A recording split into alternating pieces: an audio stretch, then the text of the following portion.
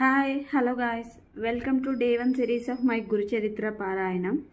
ఈరోజు నేను మీకు నా లైఫ్లో జరిగిన గురుచరిత్ర పారాయణం, నేను గురుచరిత్ర పారాయణం చేశాను.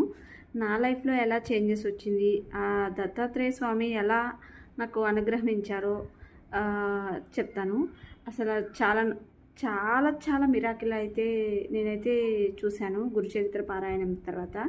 అండ్ నేను ఎలా పారాయణం చేశాను ఏంటి అన్నీ 1 బై 1 మీకు చెప్తాను నేను వీడియోలో.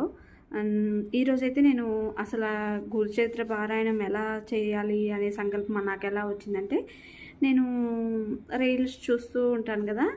యాక్చువల్గా నేను దత్తాత్రేయ స్వామి భక్తురాల్ని, కానీ నాకు గురుచరిత్ర గురించి తెలీదు. ఇలా చూస్తున్నాను. మామూలుగా పెళ్ళి కాకముందు నుంచి నేను మా ఊరి దగ్గర దత్తాత్రేయ స్వామి గుడి ఉంటే వెళ్తూ ఉంటాను. అలా చాలా నమ్మకం మా దత్తాత్రేయ స్వామి మీద. అలా నేను రీల్స్ చూస్తుంటే ఆయన చరిత్ర బుక్ గురించి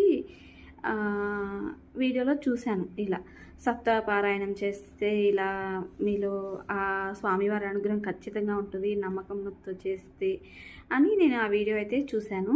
ఇంకా నేనేంటంటే కొంచెం డివోషనల్ ఎక్కువ, చాలా అంటే చాలా. ఇంకా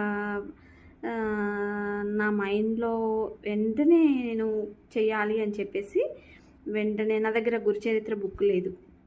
ఎలా చదవాలి, ఫోన్లో అంత క్లారిటీ అంటే మనసు నిమగ్నం అవ్వదు మనం చదవాలన్నా. కానీ ఫోన్లో చిన్న చిన్న అక్షరాలు ఉంటాయి కదా.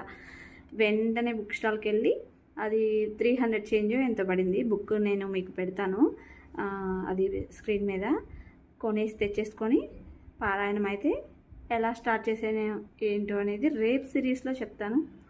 అండ్ వీడియో నచ్చితే లైక్ చేయండి, షేర్ చేయండి.